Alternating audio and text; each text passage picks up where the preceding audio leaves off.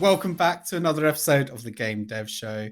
My name is Luke Greenaway, and this week I'm joined by an absolutely epic composer, Jason Hayes. Jason has created some of gaming's most beloved soundtracks, including being the lead composer of the original World of Warcraft, but also the Diablo series, StarCraft, CSGO, Dota 2. I mean, like, the list is incredible. Jason, how are you doing? Man, I sure love that intro. Thank you, Luke. That is awesome. No, I'm doing fantastic. I'm really glad to be here.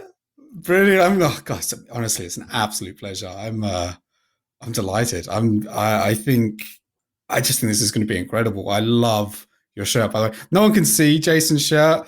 Unfortunately, I can see it, but it's a fantastic. It looks like pineapples. It looks like That's what it is. I'm a big pineapple fan. That's right.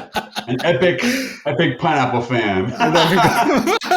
So that's how we should introduce you. That's right. Oh, dear. So how's things been? How's life at the moment? Because you're in California, is that correct? Yes, I'm in Southern California, and it's very nice. We spent some time away, and so it's great. We moved back into our house. And it's wonderful to come back home and be like, wow, this place is like nicer than I remember. It's a little bigger. It's not a big house, but it feels bigger, and it's very nice. And the thing is, Southern California has incredible weather, and obviously everyone knows that. But when you're away for a while and you come back, wow, you really appreciate it. I'm just grateful for that too. Yeah, no, that's brilliant. I mean, in the UK, we always moan about the weather, but obviously we're on an island and the weather is generally quite poor. So I don't think I'd miss my home as much as that. But have you always lived in California? I mean, tell us about you growing up.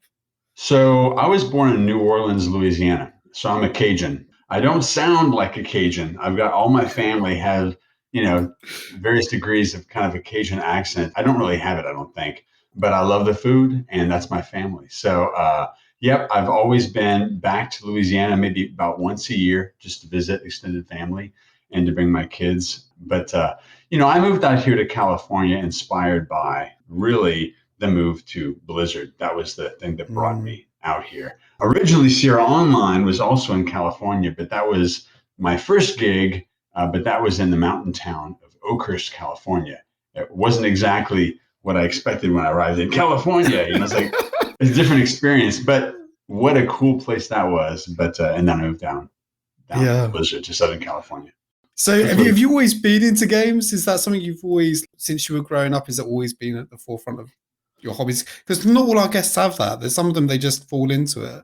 No, for me, when I was a kid, I was really into text adventure. Well, it's going to date me big time, but the text adventure games, it's like you just look at words on a screen. If you haven't, heard of this kind of game type before, but Infocom was probably the most celebrated company making these text adventures. And I loved them. I thought they were just fantastic. And so I would play, they were very, very hard actually, but I love those adventure games. And so I was playing those as a little kid, and and then I've always been interested in video games. I'm not necessarily the hardcore gamer like a lot of my colleagues that I work with are super hardcore, but I think that I'm a legit gamer, but not necessarily the super hardcore variety.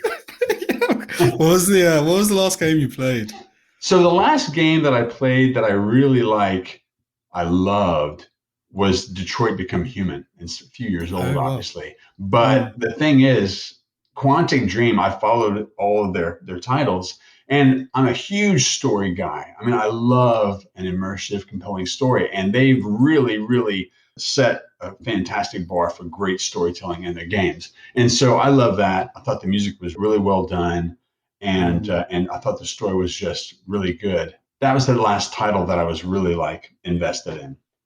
I love Quantic Dreams games. I always remember Heavy Rain. Like Heavy Rain for me was like one of those pivotal moments in gaming which really expressed how well games could do narrative-led stories, but with branching story paths, which you can never get in obviously film. And I always remember the scene at the beginning, which was actually quite linear, weirdly, which almost counteracts what I just said. But when you see the balloon and you're trying to find your kid, you're in the shopping mall, and then it cuts to a few years later, and obviously like your life's falling apart, and it's like it really hits you like immediately. Like, oh yeah, yeah, I think it's brilliant. I think It was Yeah, because surreal too because I'm playing that game, and the kid, his name is Jason, and so he's looking for Jason. So it's just playing the game and just, Jason, Jason. It's I'm just here, like, I'm here. but no, it was very dramatic, but it was also extra Oh. poignant for me. Oh, this. I mean, like, tell me about after the text adventures as you like grew up. You went to University of North Texas, is that right? University of North Texas. That's right. Yep. And Yep. what did you study there? I'm assuming something like music related, I studied audio music related. composition, and I Mm. was basically there. But the school is a huge jazz school. I mean, I realized when I got there, it's got an amazing jazz program, and so it's hard not to get sucked into it a little bit. And so I did. I did some jazz studies, but that wasn't my focus. It was music composition, and when you go to a school like that, it's like you have to have two different instruments going on at once. You have your primary instrument and your secondary instrument. But because I was a piano player, I was able to just have piano as my primary, and I could change from semester to semester. I could change my focus of what my other instrument is. Otherwise, you have to do piano. That's the other instrument you have to do. But my primary was piano. So I jumped around. I was in the choir a good bit. I played harp of all things because I was Oh wow. fascinated to learn about the harp because I realized, well, you know what? The harp is famous in movie scores. You have that big gliss sound, the wash of the harp sound. But I wanted to find out what else can you do with it. And I realized, wow, there is a whole lot that you can do with the harp, and it's a beautiful instrument. So, but I bounced around a lot with different instruments. Mm. That's so cool though. Was that something you always wanted to do? Was like music and audio? Did you have that from a young age, or like this is what? Because it's quite specific in some ways. Yeah, I mean, I was really super interested in music, but I didn't spend a lot of time in lessons, music lessons. I spent about a year and a Mm. half when I was a kid. I was in piano lessons, and that was an awesome thing. And I got the bug, and I was super interested. And I was one of those kids that was really asking my parents to like keep me in lessons because I was really inspired and excited by it. But I certainly Mm. had no idea that I would be able to make a career out of being a music person, a music Mm. composer or any kind of musician. I just thought that was something that was an awesome hobby. And so it was something that I think it really scared my dad when he saw that I was really like interested in the music thing so much that it's like he thought it might derail me from like a serious career. So yeah, he sat me down one time and he had to talk about it. And he said, Jason, I really think it's great, this interest in music that you have. I mean, goodness, if I had that interest and I had that kind of talent, I think what I would probably do is, I would find a nice lounge, maybe a hotel lobby where I could find a great piano and I could play music, and people would be, just would love it, and it would be really gratifying to me. But this was what I would do in my off time, when I'm not working at my main job. But you really need to like think about what you're going to do that you're going to do for a living. So it was just a way of just expressing his desire for me to make sure that I was well taken care of in a career, that he didn't think music would be that for me. So yeah, so basically I think I pretty much broke his heart when I dropped out of college at one point and I went on a national tour on a tour van playing keyboards with an Atlantic recording artist, just going from city to city. And I think that semester I ended up with, like a point 0.4 grade point Jeez. average. So it was a crushing disaster that semester. And I was before then I got great grades, and so it was like one of the Mm. only times that I really saw my dad literally cry because he Oh, was jeez. so sad that I was basically just threatening my entire future, as what Mm. he saw it as. And I don't blame him. It was definitely a rash move to leave to go on tour at the very end of a Yeah. semester with no preparation. Yeah, of course. I think like, you just worry about your kids, don't you? Like you naturally worry. And I think especially anyone going into the creative industry, I've heard very few people come on the show and say their parents were thrilled that they were into games or into something creative or into art because there is this concern that the entertainment industry, obviously, like you hear and you read about the success stories, but you hear about the ones that fail, and there's a lot of those as well. And did you ever feel at any point before, obviously you started working at Sierra, did you ever feel at any point before then that it wasn't going to work? I didn't really have a high degree of confidence that it was going to work or not. It was like, I mean, that's kind of part of maybe the way I'm wired. Like when I left to go on a tour, on a national tour, because it just seemed like a really cool thing to do. I mean, it wasn't a smart move, admittedly, but that's what I did. So, before I got involved with Sierra, I was not any great success. I was writing jingles for radio ads. I was the small songs that basically advertised a company. And this was not like in a very, very like amazing nationwide type of things. Like you'd interviewed Marty O'Donnell, okay? Marty's a good friend of mine, and now he's doing it right. Like he was doing jingles in his previous career before games. He was the Flintstones kids jingle. This is not the kind of jingles I was doing. I was like I was doing a local temporary service company or a local restaurant, and it didn't pay very well. None of those were the Flintstones jingle, but that's how I started out before I got involved with video games. What was that moment when you got involved in games? Because it all started with Sierra Online way back when, where you were a composer. And just how did this come up? Because I mean, the games industry was so different back then. Even that must have felt like a massive risk. How did it come about, and what was it like at Sierra? I was going to school in Louisiana. It was called at the time the University of Southwestern Louisiana, USL. Now they've changed the name as the University of Lafayette in Louisiana or something. But I was going there, and I was basically unsure of my major. I was hanging around a lot in the music building, but I wasn't a music major. And one day outside the music building, I had this sudden thought, I've been thinking I might want to try to move to California to get involved with maybe film music or maybe TV music.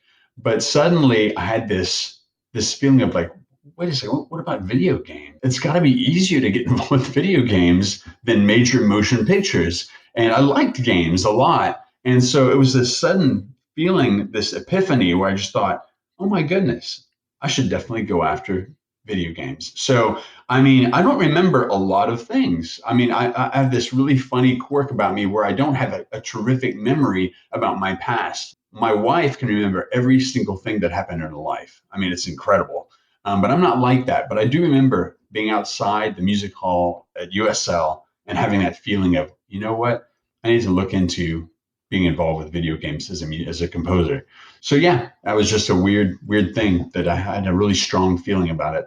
And is that what led you to Sierra Online and you to applying for the position? And what was that like? What was the and that was the actual question. Okay, so basically, so what I did was I didn't know how I would get involved with this at all. Okay, so what I did was I actually sent 2 letters. I wrote, a letter and sent it via mail to 2 companies. Okay, one was Presto Studios because again, I'm a big adventure game player. I love stories, and they had a really good game that I enjoyed called the Journeyman Project. So I wrote them a note.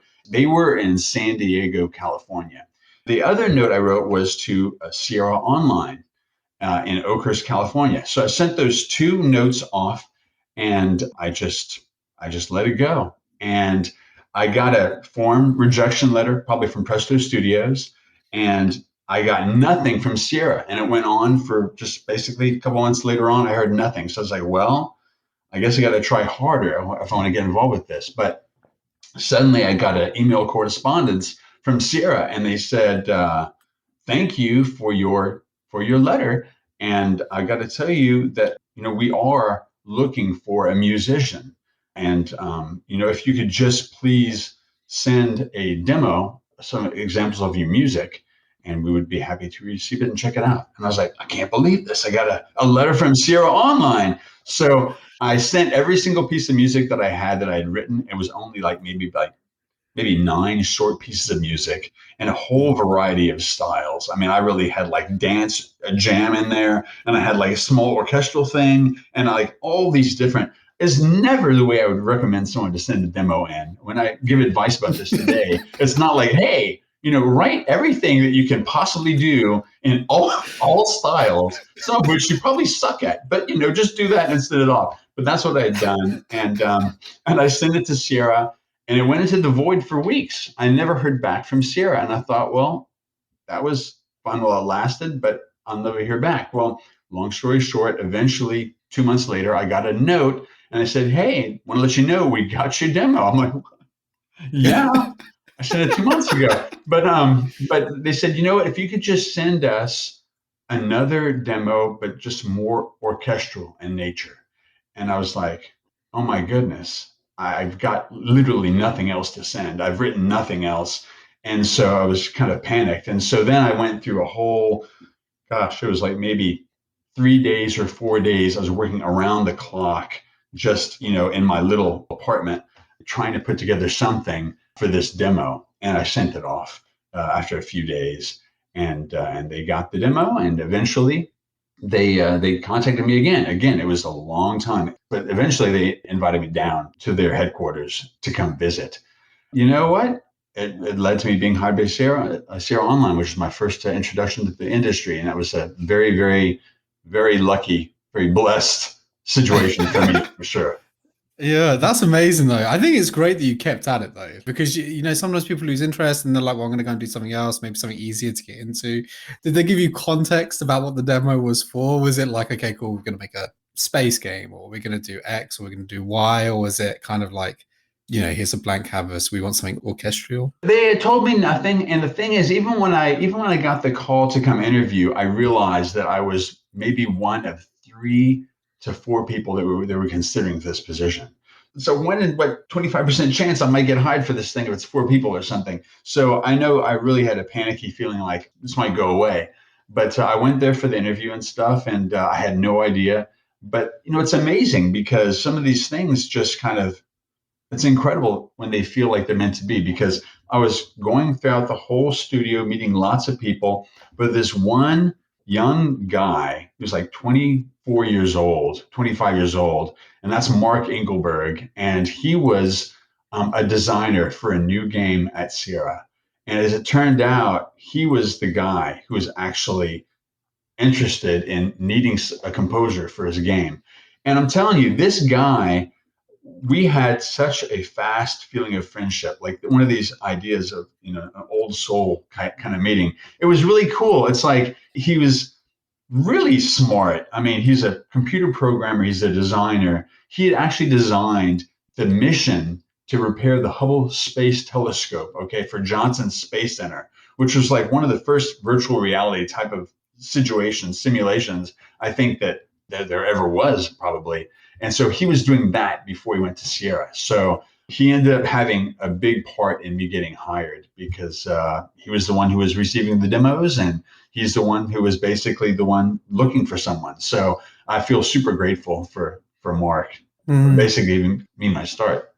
That's fantastic. At that point in games, there was just so many brilliant minds. There is now, obviously, there always will be, but there were so many brilliant minds because there's so much innovation happening at that time, and it was such a blank canvas. Like you almost like you were inspired by things outside of video games.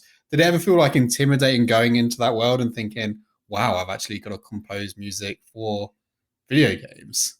Yeah, I think all of my panic was before I got the gig. And then when I got it, I've always felt a little insecure. I've always had a little bit of imposter syndrome. Like, where I feel like one of these days someone's going to find out. It's like, I don't know what I'm doing. And it's funny. It's like, this is like now been years and years I've been doing this, but it's never completely gone away. But certainly at Sierra Online, I felt the people were so friendly on the team that I was on, right? I mean, for this adventure game, it's unfortunate because the game ended up being canceled. We were working on it, and then it got canceled. And this is like just my first introduction to like the world of video games. There's some instability that can go along with it, and it was going to be a great game. But anyway, it's like I've always felt a little bit, I get inspired by ideas and about characters, and I have this kind of sudden rush of interest in that situation or that emotion or that character. And then I come up with ideas, usually by singing ideas into a portable recorder. It used to be on a little micro cassette Mm, recorder, and now I use my iPhone and I'll sing ideas into that. And that's really where I get a lot of beginnings to tunes, is that way. But it's usually inspired just by the story or the character or the that's situation. incredible. Yeah. You touched upon it then, like you obviously years and years in the industry, like, and it's true. Like but it's not just you've been in the industry a long time. You've been incredibly influential with what you've done in that time. You could argue, like, three of the major five publishers, like Valve, Blizzard, Riot, and all for different periods of time. But the one which is obviously probably at the forefront of that is Blizzard. How did this move come about? And I guess the second part to this question is like, what is it about Blizzard type? Because you were there for two separate periods. I think it was punctuated by Valve and Carbine. But what is it that keeps you going back to Blizzard and their games?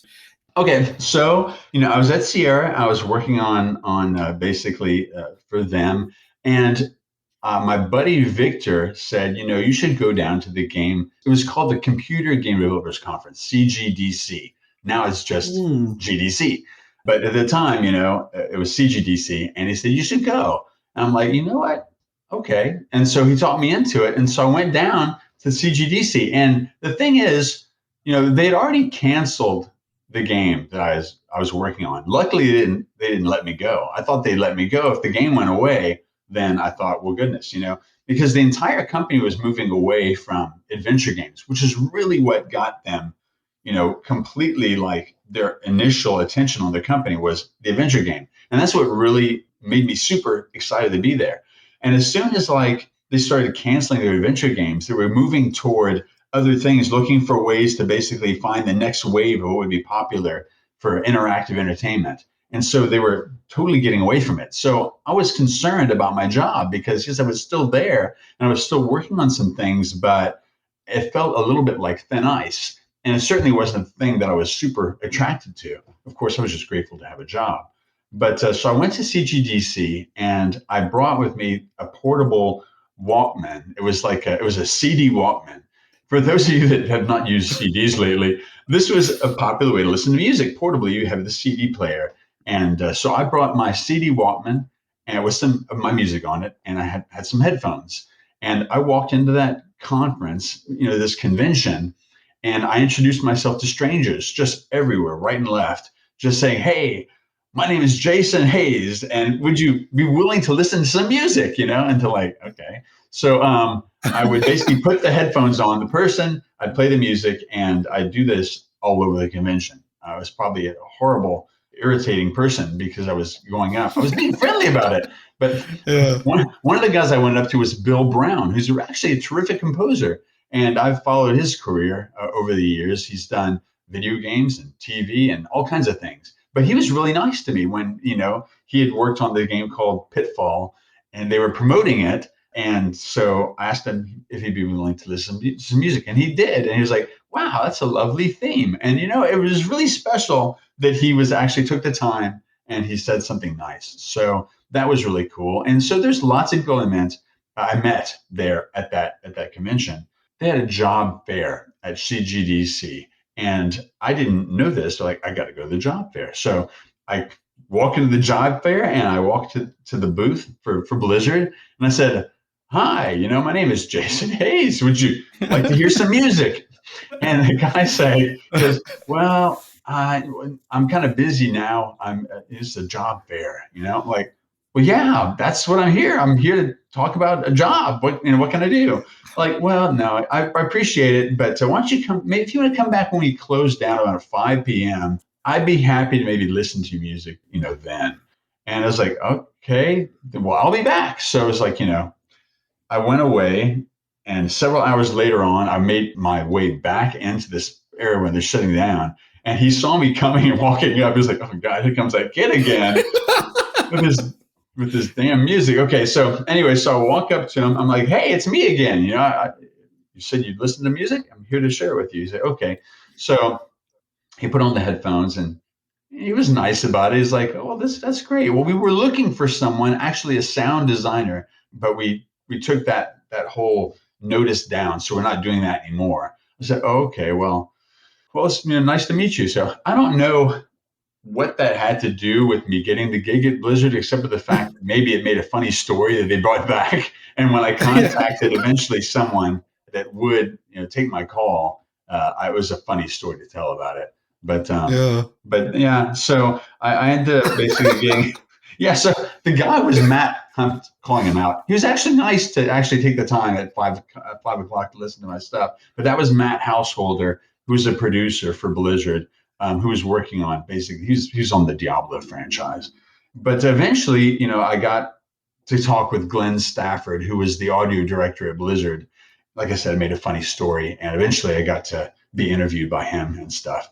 But it was cool, It was like it was amazing. When I was looking into the possibility of Blizzard, I remember I was really nervous to tell my employer at Sierra Online. Mm. The general manager is Craig, and I went up to him and I said, Craig, I got to tell you, it's nothing final yet, but I'm in talks right now with Blizzard Entertainment, and I just want to let you know I'm looking into these possibilities. And he said, "What? You're talking to Blizzard Entertainment?" I thought he'd be mad, but he was Mm. geeking out. He was so excited. He goes, "Man, Blizzard's Oh. great! You realize they did Warcraft 2, and they just released Diablo, and it's a fantastic company." And I said, "That's so." He was more excited than even I was about this Oh. possibility, and that was pretty cool. So we ended up Yeah, getting, that's so nice. yeah, it was cool. So I ended up getting hired by Blizzard. So that was extremely, extremely fortunate for me to go from obviously having any kind of gig in music and games, and then getting hired by what was essentially one of the most happening companies on the planet Mm. for that at the time. So Yeah, I think it's brilliant. But I mean, you persevered, right? You could have quit a lot earlier, but you persevered, and obviously you had a context, you had a story to talk about. You had and even going around and you have it. I went to a gig. I saw this band I love called Nothing But Thieves, and they've only been about for about 10 years. But I went to a gig at the O2 in London, and they were talking about 10 years before. Like the guy got really tearful, the lead singer, and he was saying 10 years ago he was outside trying to give his CD out just so people would come and listen to him at the local pub. Now he's obviously playing in front of tens of thousands of people at the O2, and is that you've got to have that level of, especially I think in music where it's obviously technology. It's like games. It's enabled so many people to access it now. But back then, I guess it was even harder, whereby is music even at the forefront of developers' minds when they're putting together these titles. I think it's incredible. I think it's fantastic. And obviously the game industry's massively benefited from your perseverance and your CD Walkman. Thank you very much. Blizzard, right? You've been there 2 stints, and but it's not just you've been there. You worked on the original World of Warcraft. The WoW soundtrack is incredible, but Blizzard's games are generally incredible as well. They have such a high level of quality requirement. What was it about Blizzard itself, though, that brought you back twice? You had 2 stints there. Yeah, I tell you what, I mean, yeah, I feel so incredibly lucky to have basically been a part of Blizzard's games and kind of continue to be in a way, even though I'm not working for them currently. But they've been wonderful about, weaving different themes that I've written into their franchise, especially Warcraft. It's been fantastic. But, the second I started learning about the stories that they're telling, I love the story in the original StarCraft. Like before they made StarCraft 2, I just love the original StarCraft. That was the first game I worked on at Blizzard, that original StarCraft. And I thought the story was so interesting and so cool. Huge comic book influence from, Chris Metzen, who was very much involved at the time and has been a huge part of Blizzard's stories. I do love the storytelling. StarCraft, the original one, I love that. And there's all kinds of things going on in the Warcraft franchise and Diablo and this kind of dark fantasy. I just think they're really compelling worlds, and it's something where I think it got in my bloodstream early with them, and I've been fortunate to be around for a lot of some of the formative things that were going on at the company, and so yeah, I've always felt close to the company, and so sometimes you get wanderlust, and I've had that. And the story is pretty common, actually, guys and girls that have been there, then maybe leave, but then they come back. And that definitely has been true for me. I've done that before. I love the game worlds there. And of course, we got a lot of friends there now. So it's Yeah. terrific. I love this stuff. But obviously, like it's not just WoW blow up, but WoW really did blow up, and it has been like a huge staple, and it's basically led a genre for 15 years. I don't think there's any other titles that can actually claim that. Did you think when you were composing the music for the original World of Warcraft that it would be that big? Did you get a sense of wow, they're really onto something here? No, what it was they had this, great track record of being successful in a variety of genres.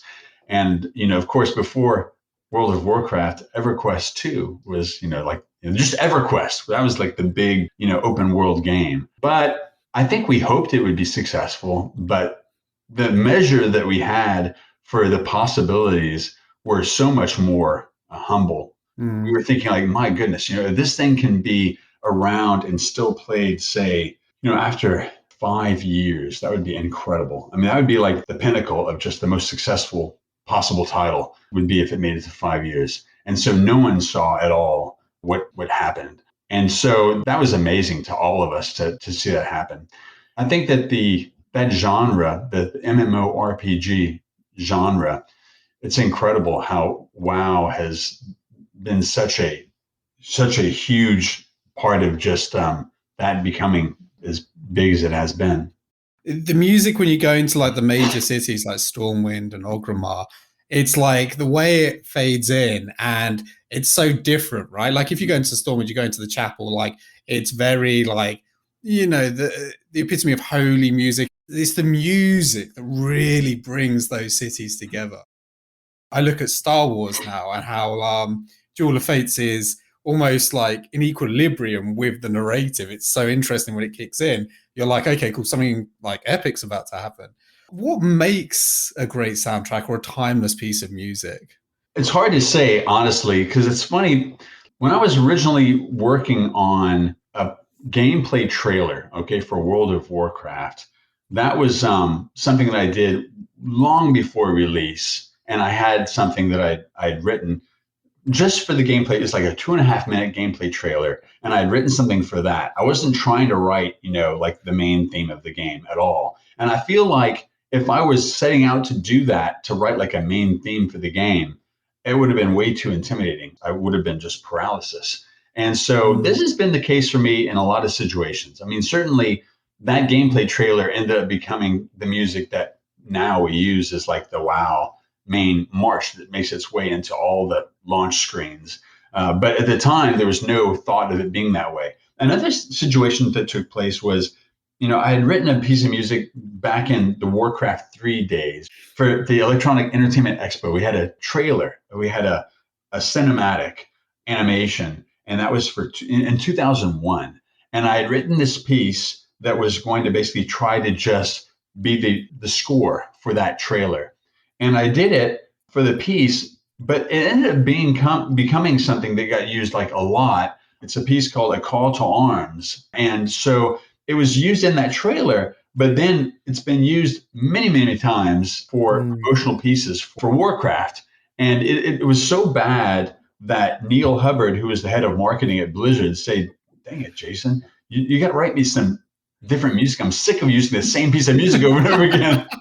He was saying it, he was saying it jokingly but it's just like he had used that in so many ways. But it was cool because it's like, wow, now they've got, the commercial for World of Warcraft with Mr. T, riding the might of Mohawk, and it's like, wow, there's a call to arms playing in the background.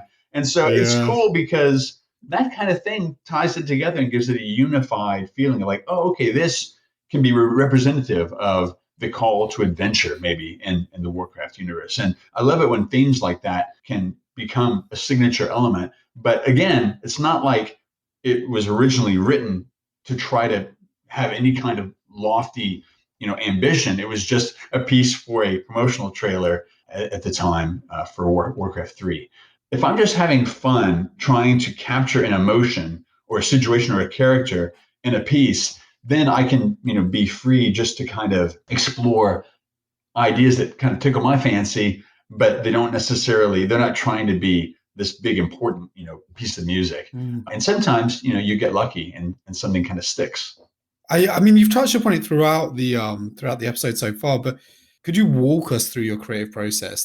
When you get a brief, What is the creative process like that you go through when you're creating and composing these pieces of music? What I do, and this is different for everybody, right? I mean, it's like everyone has their own thing. But for me, especially if it's something that's melody driven, it's not all music needs to be or even should be melody driven. But if I'm writing a theme for something, I find that I need to get away from everything like in the studio. So, you have access to this massive arsenal of sounds. It's just incredible. But having the ability to like calm all these things can be a little intimidating for me because it's like, well, gosh, I'm just going to be staring at the screen and kind of not knowing how to begin with this massive amount of stuff. And it can be a little bit, paralyzing. So I get away from all that, even from the piano, which I love.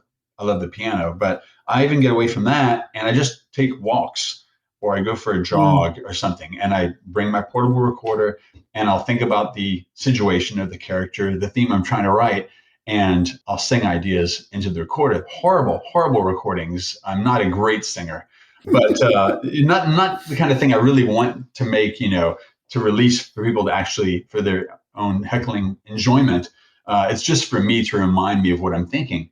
And so those recordings actually become a lot of times the seed. Then I can take that back into the studio and I can kind of face all the gear and all the incredible amount of potential there. And I can work on that idea that I've already kind of mapped out. So I usually do that. I do it that way. I just get away from all the gear and even the piano. And then if I'm working on things like, harmony, I have to use the piano and it helps. But certainly at first, it's good for me to get away from all that stuff and just to kind of sing ideas. So you almost like deconstruct and completely have like a complete blank canvas in your mind where you can just think freely, I guess. There's like art and like, obviously, because like concept art is such like a pivotal thing in the creative process, now, especially for video games. And do you ever get presented with like a whole host of art and concept art so you can see? And does that help you reimagine, or do you even try and step back from that entirely as well? Yeah, I mean, I definitely have worked with concept art, and that was definitely my first steps in World of Warcraft was with concept art. I mean, there wasn't really a game you could play yet. Someone had drawn this beautiful picture of a forest with this kind of sun streaming through the trees, and it was really a lovely picture. And they were saying, well, this is going to be Elwyn Forest. And so if you want to think of some ideas. And so I wrote some music for Elwyn Forest to that picture. It was this beautiful image. And then later on, maybe a few months later or something, I said, well, you can now get in there. The game wasn't released yet. It's still early development, but you can log in and you can kind of check it out. And so I plugged the music in, I fired up the game and went into this Elwyn Forest area. And it was incredible to feel like, oh my goodness, it's like, here I am, and it's the forest. And it came to life, and it was very exciting. None of that was realizing that Elwyn Forest would be a starting zone in World of Warcraft, which means that you'd have tons of people running around, making all kinds of noise, killing low-level mobs. And it's like, well, this is not a peaceful forest in the morning at all. So, and then if you ever got a break from it, you can then hang out and enjoy the peaceful morning effect. Yeah, I thought it was fantastic. I actually think I even remember, now that you said Elwyn Forest, like the transition that as you leave Stormwind and you go across the drawbridge and actually going into Elwyn Forest, I think the little town's called Is it Goldshire? Goldshire. Goldshire, yeah. And like I remember the music just changes. Like it becomes a lot lighter, if you want. Like Stormwind has this very like epic and dramatic music, and then it becomes lighter, almost peaceful. And I guess that's the kind of environment you do want to create for new players who are starting off. You do want that. I can't imagine what it'd be like to go there without the music. I can't imagine how still. I've always feel like music brings things to life. It gives things color. I love that way of looking at it. That it actually like it adds something that just kind of adds color. That's a perfect way to say it. Moving to now the present. You've founded Jason Hayes Music. Like you've gone out, you've created your own company. And how was that process for you? Like what led to you founding your own company? It was basically, I'd been threatening to do it for a long time. I've been thinking about doing it, and I finally decided, you know what? There's no perfect time to do it. So let's just do it. And it was kind of like the same thing with having kids. It was like there was no perfect time. It's like it was just basically with my wife and I were just like, well, we doesn't feel like the perfect time yet. I'm like, we keep waiting for the perfect time. This is never going to happen. And it was kind of like that way with starting a company. It's like, well, goodness, I just got to go for it. And the second that it felt like it wasn't as scary to do it, both with kids and I guess with this enterprise, I just felt like, well, let's go for it. So it's cool. I mean, there's been a lot of opportunities in the past where when I was working as a staff position, say like at Blizzard, where things would come along and I couldn't take them on, even though I wanted to. Of course, how lucky am I? I'm getting paid to do this work for Blizzard, and then so I'm not really bemoaning the idea that I'm not able to do the other side things, but at the same time, it's always been something I've kind of wanted to do, is be free to work on these other things. Yeah, that's part of the impetus for doing it for sure. It's definitely an exciting thing to basically be able to jump around to all these different types of projects and things.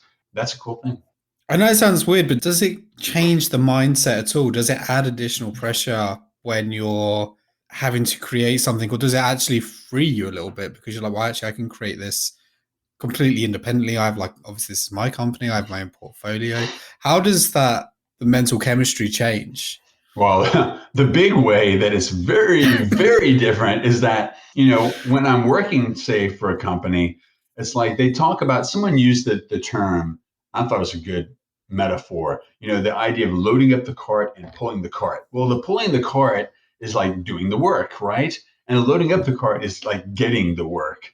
And so when I was working, say, for Blizzard or any other company, there was no need to load up the cart. I mean, the cart was fully loaded and I just had to pull the cart and that's it.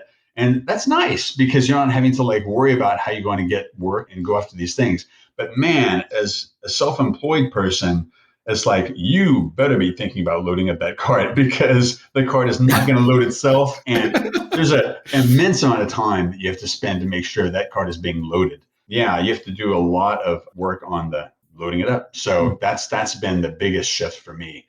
I'm used to just working kind of in a cave, working in a studio and things, and maybe go out, take a nice walk, get a coffee, it was like, it's pretty idyllic, right? But no, it's like the panic over well, I'll make some money somewhere this month that I'm hosed. So yeah, so definitely it's a different mindset for sure.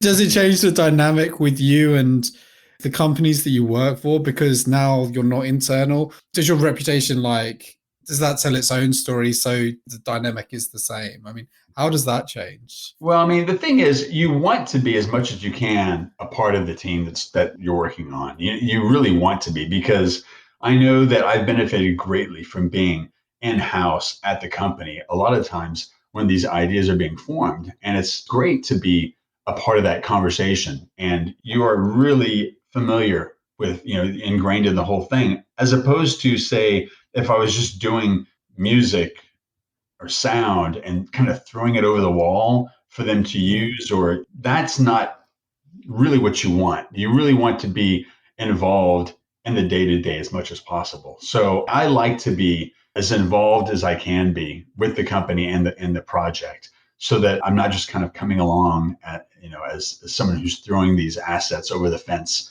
at someone. I think that the end result is a lot better if you're really along for the entire process. So I try to do that as much as I can. Yeah, 100%. I think it must be pivotal to what you're doing as well, right? Because you've got to generate emotion. So to generate that emotion, you need to have complete context as to what the player is experiencing at the time and what is supposed to be conveyed by the narrator and by the story. I think it's incredible. I love the ecosystem of creativity and music's part in that. And we do this all the time. But there was a quote that we got from the first season from the head of audio at Rovio. And he said that, audio is the mind's emotional engine. It's so true. It's so true. I think Greg Kasavin earlier this season, the creative director on Hades, he said all good games have excellent music. It's like the one thing they all have in common. And when you think about it, it's actually really true. It's weird, isn't it? But you could say some game of the years have incredible gameplay, but they have a very poor narrative. But they're game of the year because of their gameplay. But there are better games with better narrative. but all good games have great music. Obviously, sometimes, and you said this earlier in the episode, there are some games that don't see the light of day, or you can compose something incredible and create this incredible piece of music, and it's actually a game that doesn't succeed critically. How do you manage that? What goes through your mind, and how do you feel when like you create this like incredible piece of music, but the game just doesn't perform? For me, it's like I've been extremely lucky, right? I've been very lucky to be involved at companies and on these titles that have been very successful. And yeah, I definitely don't think that's because of me. I feel like I'm just fortunate to be a part of that process, and I get to have hopefully some element of, one thing, we talk about a lot at Blizzard is like, polish, just this. And I love the idea of being part of the polish, and hopefully that comes across. But I've done a couple things where I've been involved with startup projects, and when they don't come together, it is heartbreaking. I'm before World of Warcraft, actually, I was working on a title at Blizzard, which was for a new game IP and everything. We put a lot of effort into that. And that situation, it was disappointing that that wasn't going to come together, that we had to change gears. And, someone brought up the idea of like, what we should do? We should actually make World of Warcraft, And not everyone was a fan. Not everyone thought that was the best idea, because it's like, what? Come on. We're getting another Warcraft game, Diablo, Warcraft, StarCraft. And so they're really itching to do something and be like way out of the box, But actually it was the best idea, obviously. It worked out really, really well. And it was a smart thing to do. But the game before there was World of Warcraft was one that wasn't meant to come to fruition. But yeah, how wonderful. It's like when you can take a situation where a team is frustrated that it's not coming together and then pull that rabbit out of your hat. It's pretty good. So yeah, you have to be bold about being willing to change, trying to change direction a little bit and embrace a new thing. So obviously it worked out really well with WoW. So the other thing I was going to talk to you about and ask you, actually, another project. So you obviously you have your own successful music company, but you're also the co-founder of a symphonic rock band called Critical Hit. Do you want to talk to us about Critical Hit? Oh yeah, I love it. And Critical Hit is a blast. This is like, with my whole life has been in basically in a studio, kind of, working on music by myself. It's a very solitary kind of an enterprise a lot of the time. And so I used to, back in the day, I used to enjoy playing in bands as a kid and stuff. And so making this band that would play all video game music. I mean, look, I've recruited some of like the best players that I know. A lot of these players have actually played in the video game music scores that I've written. And so I just went and handpicked some of the stellar superstar players. And I got a lot of interest and said, they said, oh, we'll definitely do that. We'd love to do that. So, so the first person I called was Tina Guo, cello player. She's a fantastic cello player. And so I called her first, and, I was delighted that she was interested. So we played a lot of shows all over the place with Critical Hit, and it's been great. It's brought us to a lot of like Comic-Con. Wizard World Comic-Con had us as part of their troupe going around across the country doing various shows, which is great. And it's brought us to Poland. It's brought us to Australia. And so it's a blast. It's really, really fun being able to just kind of play video game music and, with this wonderful musicians that we have. It's really fun. As well as Critical Hit, as well as this band, as well as your company, you're also like heavily involved with Video Games Live, right? Like, because I've been to Video Games Live, God, like 10, 12 years ago. I went to London. I think I went to like 2 or 3, and it was incredible. Like, it's just amazing. And I remember Call to Arms, and I remember like watching the Metal Gear. I remember Metal Gear Solid being live. I can't remember the name of the track, but I just remember being there and being like, this is unbelievably cool, right? Like, you've got this live orchestra, but then you also have like this massive screen, which is playing like these epic videos from these games. What's your involvement with that been like? And what's it like having your music as like part of this, like, again, a part of like almost like another part of an orchestra that travels? Oh, it's incredible. And obviously the entire credit for the Video Games Live concept is the entrepreneur, Tommy Tallarico, man. And he's been a friend for years. And so, when he was getting it going and he had in mind to feature music from some of the things that I worked on, I was delighted. And so it's been that way with him, through the years. Anytime they're playing somewhere, even remotely close to where I am, I like to go out there and stuff and enjoy the show. And, he holds different kind of meet and greet things. And I've been a guest conductor for him at the show and stuff. So it's like, because of Video Games Live, I've been able to basically conduct the San Francisco Symphony, playing Warcraft music. It's like, wow, That's how amazing. incredible is that? So it's like, So I'm cool. no Michael Tilson Thomas, who's their main conductor at all. I mean, I'm barely holding it together up on stage. It's a little nerve wracking, right? But I'll tell you, what a rush. What a rush to have, full orchestra and a choir. It's definitely a fun experience. And it's really the amount of energy in the audience is palpable. It's really exciting for everyone to come together, not just for the music, but just for the love of these games that bring these people together. And it's a really exciting place to be for sure. And I think they do a great job with it. It can't be overstated how good it actually is. I think it's fantastic. Yeah, it is exciting. Probably about the best example I have of that can illustrate this incredible excitement is that I was there with a friend of mine, basically, and he was like a music executive, and he had his young son there, and his son was in the audience sitting next to us. So he was so excited, just saying like, "Oh, this is Warcraft's about to start," So it came on, and the orchestra starts this big fanfare with the orchestra, and then the kid, he was so excited, he threw up. So it's like, it's like that's the power of music. It's like, wow. It was like poor guy. It's like it was just too much for him, and making him throw up was really a fantastic. That's the response you were looking for. Yes, it was great. But yeah, I think he promised me. He was actually really excited. That was the reason why. It is incredible how it inspires that. It's like a visceral reaction. Oh, dude, that's amazing. We've seen like narration in video games change and evolve over the years, and we've seen the same with like animation and how that's helped tell stories and art and gameplay mechanics. How do you think music within games will evolve over the years? Well, I've been excited. I mean, I don't know. I hope that some form of virtual reality becomes something that everyone can take part in, because I know that there's some serious difficulties with speaking of throwing up. It's like people can get nauseous, but I find that experience to be so interesting and compelling, to be inside the world, looking around, seeing the scenery. And to me, it's like the idea of, that's what draws me to the idea of even being involved with games is interactive space. It's really an exciting thing. And to me, it's like having the idea of virtual reality become something that's commonly accessible, I think is really exciting. And I think that augmented reality is also super cool.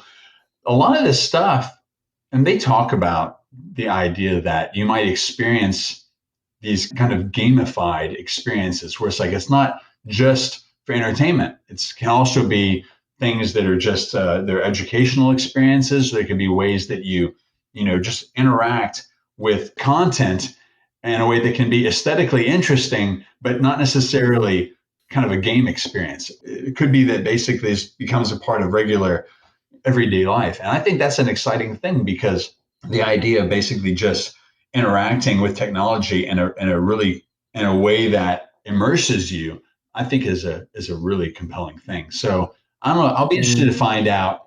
I've always been interested in this virtual reality for that reason, because it just seems like it's a powerful thing. And I'm waiting for them to crack the code on how everyone can kind of get involved with it and get that same level of immersion in a way that gets around the issues that makes it hard for some people to enjoy it. I think it'll be interesting to see how technology makes video games more accessible. I think it's interesting with VR, actually, in music, that Beat Saber is one of the most successful VR games. And it's basically listening to like your own music whilst obviously like trying to keep with the rhythm. And like you look at things like Guitar Hero, and this is just like the evolution of that. And I wonder what the next step is with like music and interactive entertainment, and how maybe people can, like you said, like one day, like within VR or augmented reality, you'll have people composing their own music in the metaverse and for the metaverse. I found out that it's possible to actually like have technology that can tell what you're looking at. Like maybe you're in a virtual space and they can tell what your eyes are like focused on. That to me is a super exciting thing. It's like, can you imagine? It's like you are basically aware of the person's ability of what they're actually paying attention to, and you can kind of use that in cool, clever ways to deliver content. To me, that Mm. offers a very exciting realm of interactivity that has not been explored yet as much as it can be. Do you have a favorite game soundtrack that you haven't worked on? Is there like a game you played and you're like, wow, they've nailed this? Well, you know what? There's definitely some that stand out to me in a major way. And, I mentioned earlier about Quantic Dream. I thought their Heavy Rain soundtrack was composed by someone who's died. That's sad. I thought that it was a wonderful, wonderful score. And it definitely stood out to me in a major way. But, it's interesting because it's like music has stood out to me in various titles, like going way back. I remember discovering the music to Banjo Kazooie by Grant Kirkhope. And, at the time I thought this was just brilliant. It's just so well done. It was fun. It was bouncy. And it even had this thing where, let's say you go in the water and go swimming, all of a sudden, like the sound of the music would change to kind of this watery underwater. It was an interactive, adaptive music strategy. And that was very, very cool. And how he did that. So, years later when we became friends, I was able to tell him personally, said, you know what? I thought that you did such a great job with Banjo Kazooie. So it was cool. So yeah, there's definitely different titles that the music might stand out, for various reasons. But yeah, no, you've mentioned some good ones too. Some things I think are just fantastic. For me, yeah, you got the World of Warcraft music. I love. I don't know if you've ever played Final Fantasy VII, but like the boss theme, like the da da da da da da da da. Yeah, of course. Do you have an IP? Do you have a favorite game you have worked on? Like, what was your favorite project so far? Of the game, right? Well, you know what? It's hard not to hold up World of Warcraft in very, very high regard because just the reach that game has had. And I was probably most insecure about World of Warcraft because when we were working on it, I know I was really cognizant of the idea that I wouldn't want people to basically just throwing their speakers through the window or just turning off because I thought, you'd be hanging out in this world and how in the world is it going to be interesting? And how's this going to basically, be an interesting soundtrack? And so I was really insecure about it. And I kind of worked to try to find a way. I didn't want it to just devolve into texture. Texture you can listen to forever and it'll never get tiring, but it'll never like move you emotionally. So I didn't want that. So it was trying to figure out how to do this music that would somehow hopefully be compelling emotionally, but yet not necessarily be grating. And so that was a big challenge. And I know when we were getting ready to ship the game, I was still kind of insecure on the fence about like, well, gosh, have we done that? Has it worked? And so now, of course, there's more than 50, 60 hours of music in the game that's been contributed over the years by all kinds of composers, not me. But it's nice when people give a nod and they might, reference a theme. And I feel that's good for the game. Not just, I don't like it when it happens, but it's also cool because it makes a continuity. But, the original game didn't have that much music in it. And so that's where there's that insecurity about it. But I have a fondness for Warcraft, all the games, but, especially World of Warcraft because of the amazing reach it's had. It's been a wonderful, exciting ride. Do you have an IP or a title you'd love to work on? Is there something out there you're like, I want to work on that series at some point? Yeah, I had an opportunity that came and went where I had to turn it down. It was to work on Metal Gear Solid, and it was like there is so much storytelling in that game series. And so this person that was going to hire me had handpicked like 20 minutes of like the most exciting, compelling, awesome cinematic material for me to write the music to. And it was very hard for me to have to turn it down because that was it was necessary for me to do it based on my requirements of what I was doing at my employer. But boy, I tell you, I still feel the loss that I didn't get to do it. Jeez, no, that's so sad. Oh, jeez. I mean, they might make another. You never know. Like they might make another one. I mean, it's hard to say at the moment, isn't it? If they did, would you go? Would you be like, yeah, I'll do it in an instant? Oh yeah, sure, of course, absolutely. Say you're a little late, but come on, now, let's do it. Come on, I want my 20 minutes. I know exactly. So yeah, of course, I'd love to. Yeah, no, that'd be brilliant. I think Metal Gear's another game, like, incredibly iconic soundtracks. This is the thing, like in music and audio, like it inspires emotion, but emotion inspires memory. And it's very interesting when you look back at what you were doing in a lot of games, and it's actually the music and the audio box that you remember first. It's something that I would have never known and expected, and it's so delightful to find out this idea of people feeling, a profound sense of nostalgia about, times that they've spent in World of Warcraft. And like I said, it's not just about obviously the music, but it's neat to have some kind of association that takes place between people's experiences in the game and then the music. And so I've loved to see people talking about their profound feelings of this overwhelming nostalgia, this feeling of, this kind of warm, fuzzy feeling of what it felt like to adventure in that land, and then have the music kind of remind them and bring them back to that moment. That's an amazing thing. And I feel very fortunate to be a part of that. Yeah. It must be weird as well, because that will always live on, right? Like even when you move on to other projects, that music is always going to be there, inspiring those feelings in people. That must be a great return on that, like a great, sense of accomplishment. And I guess like this kind of wraps us up. Like, how would you summarize your career in one sentence? Yeah, if you could, in a few words, how would you summarize it? Everyone's got different takes on this. Some people give me like a lot of sentences, but if you were going to make it concise, how would you summarize it? I would just say that I have been profoundly lucky and blessed to do this for a career, and I'm always grateful. That's brilliant. On that note, like, it's been a fantastic episode. Like, I've been an absolute pleasure having you on. Luke, thank you so much, man. And I really appreciate the opportunity. I enjoyed it thoroughly. And tell your son hi for me, and I appreciate his question. I will do. Thank you. And just a quick note, obviously the opinions you've heard today are those of Jason's and my own, and do not represent our employers in any shape, form, or way. And you can get in contact with us at gamedevshow@ptw.com. Jason, once again, thank you so much. It's been an absolute pleasure. Thanks, Luke.